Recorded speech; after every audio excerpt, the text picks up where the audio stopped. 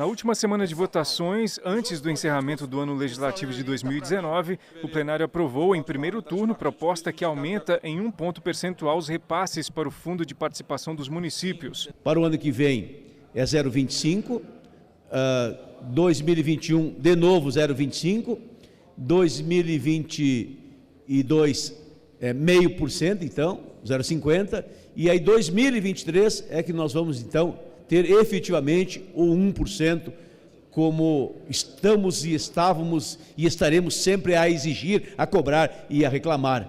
Até porque os municípios merecem, precisam, necessitam e têm direito a esse repasse, que é um dinheiro que vai fazer a diferença, porque cada dia mais os prefeitos estão assumindo responsabilidades, deveres, compromissos que nem são seus, que são da União.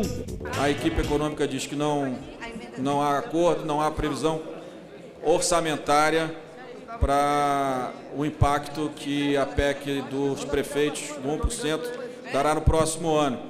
Na minha opinião, a minha decisão, baseado na nossa votação e no leilão da sessão onerosa, que vai garantir aos prefeitos, no dia 30 de dezembro, 5 bilhões de reais e mais de 2 bilhões de reais no próximo ano, que a gente possa votar o primeiro turno da PEC e que organize o segundo turno no próximo ano, dando prazo para que o governo organize o orçamento de 2021, já com a despesa da PEC do 1% incluída no orçamento do governo federal.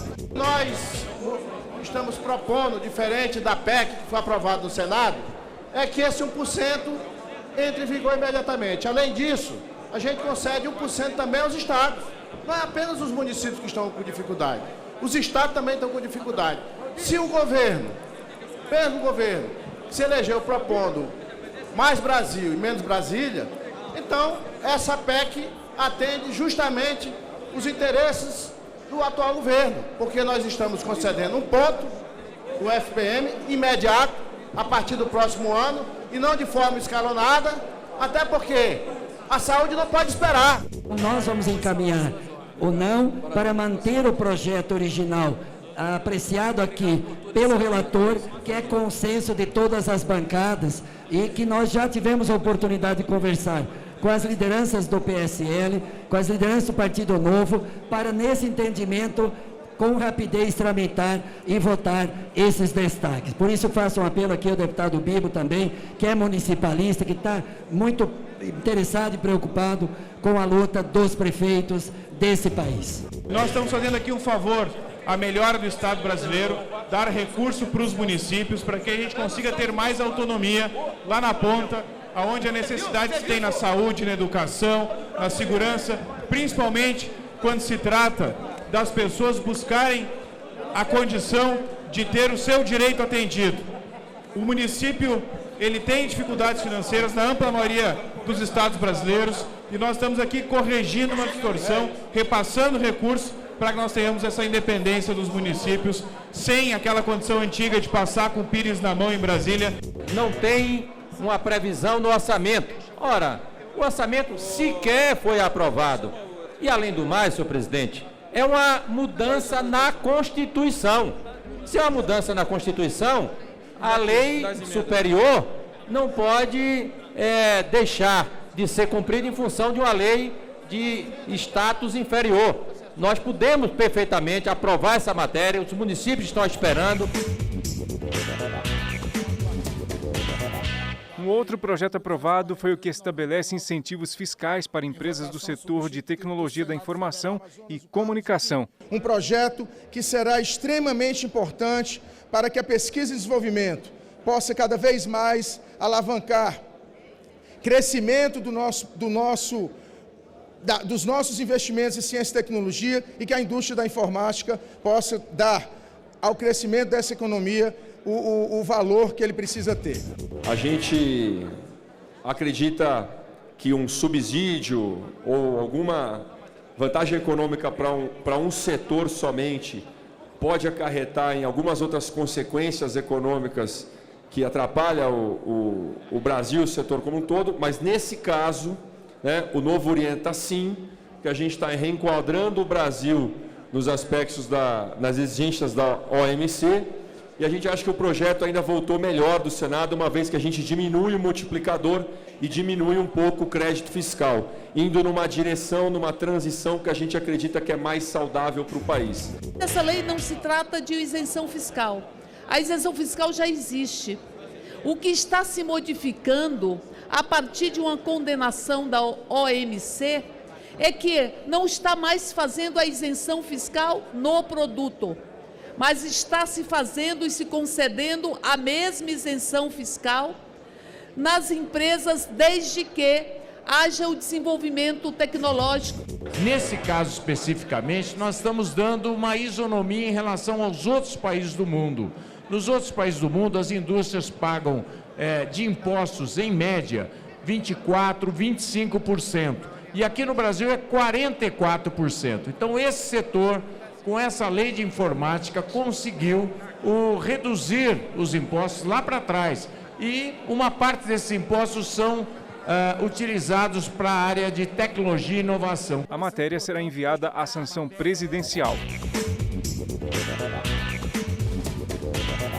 O plenário também aprovou o projeto que adia de 1º de janeiro de 2020 para 1º de janeiro de 2033 o prazo para que empresas exportadoras possam acessar créditos de ICMS sobre insumos como energia elétrica e telecomunicações. Sempre que falam aqui nessa casa sobre responsabilidade nas contas públicas, falam sobre responsabilidade do ponto de vista da receita. Falam em tributar mais as empresas, em tributar mais o agronegócio, em tributar mais a folha de pagamento, em tributar mais o trabalhador, mas nunca falam das contas públicas do ponto de vista da despesa. Por que não cortar gasto, cortar super salário, vender prédios públicos que hoje só geram gasto?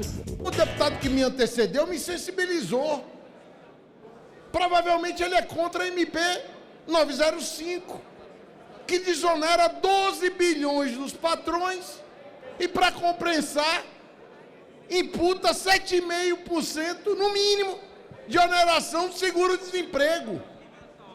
Provavelmente ele é contra a MP 905, preocupado com os empregos do povo brasileiro. Insumos tipo telefonia, energia, transporte, que não fazem parte do processo produtivo específico daquela cadeia, não sejam inclusos na desoneração.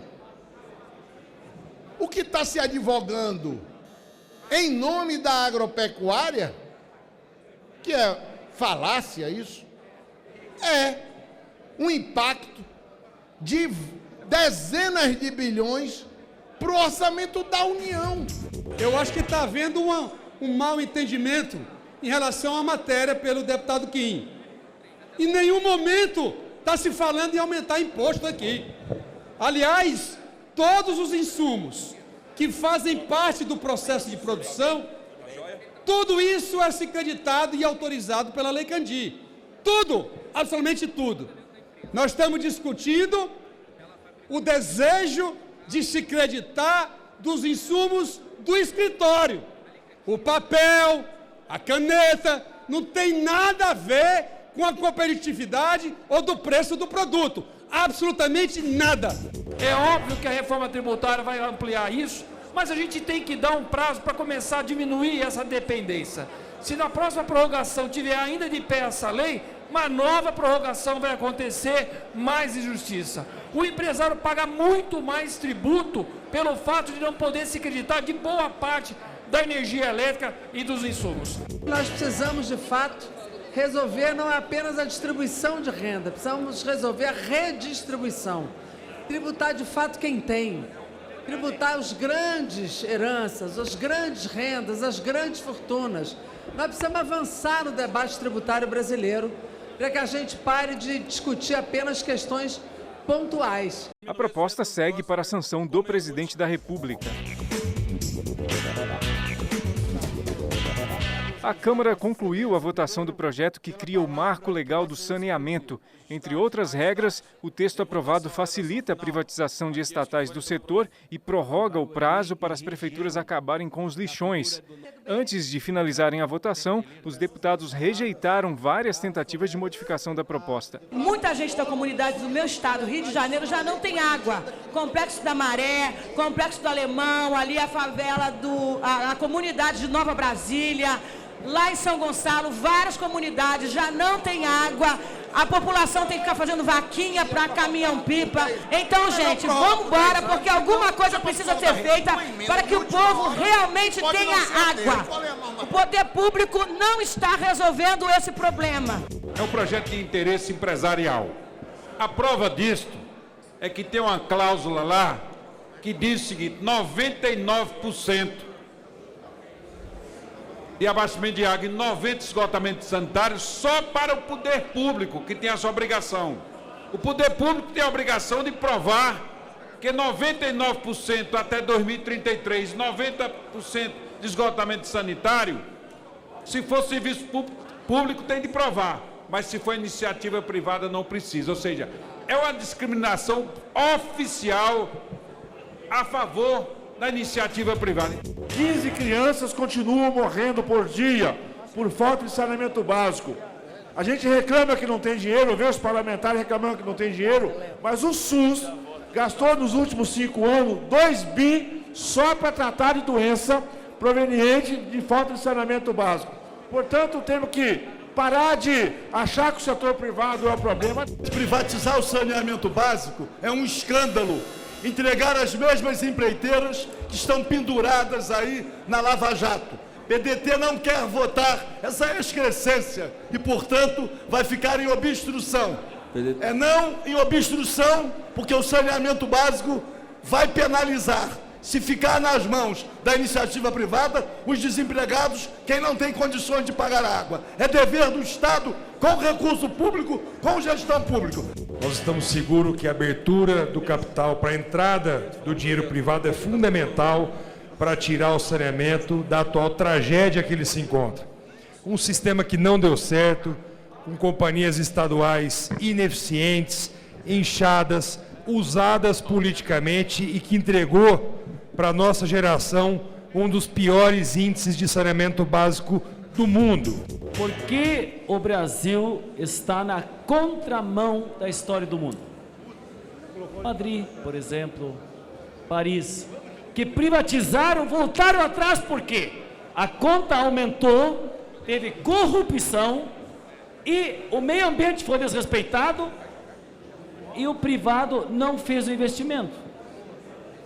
Então, essa é a questão. Por que o Brasil, então, está contra essas experiências que pioram o serviço para o cidadão?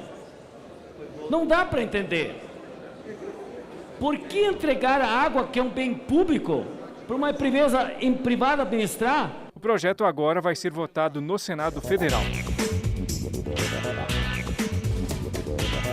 Os deputados também concluíram a votação do projeto que regulamenta o Imposto sobre Serviços de Qualquer Natureza, o ISS, e o que aumenta a pena para quem ferir cães e gatos. As propostas seguem para o Senado.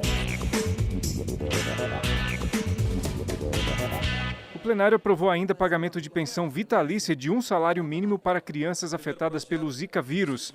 A matéria foi enviada para apreciação dos senadores. Em sessão do Congresso, deputados e senadores aprovaram o orçamento da União para 2020. A proposta prevê salário mínimo de R$ 1.031. O financiamento público de campanhas foi o item que provocou mais debates. O Partido Novo queria reduzir o valor aprovado na Comissão do Orçamento, mas foi derrotado e o fundo ficou mesmo em R$ 2 bilhões. O plenário do Congresso Nacional faz história. Estamos votando o primeiro orçamento impositivo da história do nosso país. Nós estamos, presidente, ampliando em quase todas as áreas, praticamente, mas sobretudo nas mais sensíveis, as despesas discricionárias, que são as que entregam bens e serviços à sociedade. Mais de 5 bilhões na saúde, mais de 8 bilhões no MDR, mais de 2 bilhões na educação. Como que um operário pode fazer campanha para deputado, para senador ou governador, se ele não tem financiadores? Como que uma professora pode fazer campanha se ela não tem dinheiro para sustentar a sua campanha? Como que pessoas simples podem fazer campanha? Aí, por isso, nós temos a distorção no parlamento. O Partido Novo, por exemplo, que vem ditar regras aqui, falando de moralidade, é o partido financiado por milionários nesse país. Em 2018, seus candidatos arrecadaram 43,5 milhões de reais, um valor 40 vezes maior do que recebeu do fundo eleitoral. Tem sido muito caro para o povo brasileiro sustentar campanhas eleitorais. Nós vivemos um momento de crise, num momento em que falta verba para todas as áreas básicas, saúde, segurança e educação. E estamos falando aqui em encaminhar 2 bilhões de reais para campanhas eleitorais, para imprimir santinho, para pagar bandeiraço, contratar cabo eleitoral, fretar jatinho. Caros colegas deputados, 10% do dinheiro do fundo partidário eleitoral vai para fretar jatinho. É um absurdo. Nós não queremos o Salim Matar e a Localiza financiando o Congresso Nacional. Nós queremos financiamento público de campanha. E o mais engraçado é que esses demagogos dizem que estão preservando a saúde e a educação. São os mesmos que defendem a PEC dos tetos dos gastos, que massacra a saúde e a educação. São os mesmos que defenderam a reforma da Previdência, que massacra os trabalhadores brasileiros. São os mesmos que defendem uma lógica que tira dinheiro da saúde e da educação, que defendem a política do Paulo Guedes, que está quebrando o país. Vamos desmistificar, primeiro dizendo o seguinte: não se tirou recursos da saúde. Quem acabou de votar o orçamento e não sabe o que votou, não viu que nós aumentamos em 5 bilhões de reais o orçamento discricionário do Ministério da Saúde. Então não venham dizer aqui o que não é fato. E aqui eu desafio qualquer um, está ali o relator. E eu invoco a Vossa Excelência e o relator setorial, o deputado Hildo, que é relator setorial da Saúde. Portanto, presidente, é mentira que se está tirando recurso da saúde para se atender fundo eleitoral. Primeiro é mentira. Com a aprovação pelo Congresso, o orçamento de 2020 foi enviado para a sanção do presidente da República. A internet é óbvia, ela tem que ser livre, tem que ter liberdade, mas isso não significa que dentro da internet as pessoas possam cometer crime. Isso tem que, evidentemente, ser punido. O que nós aprovamos aqui, e do meu ponto de vista corretamente, foi o aumento da pena para aqueles que utilizam a internet para fazer injúria, calúnia e difamação. Temas de interesse nacional debatidos em plenário, a reação e propostas dos deputados, fatos e opiniões. Comemorar que neste ano nós tivemos a maior produção da história desse país do etanol. Nós temos hoje uma matriz de biocombustíveis que é exemplo para o mundo. O nosso biodiesel, nós fomos à casa do 11%, o B11, com a mistura de óleos vegetais. Há todo um cenário já demarcado para que nós possamos avançar até o B20. E no caso específico do etanol, somado à questão do bioquerosene, do biogás, que avançamos extraordinariamente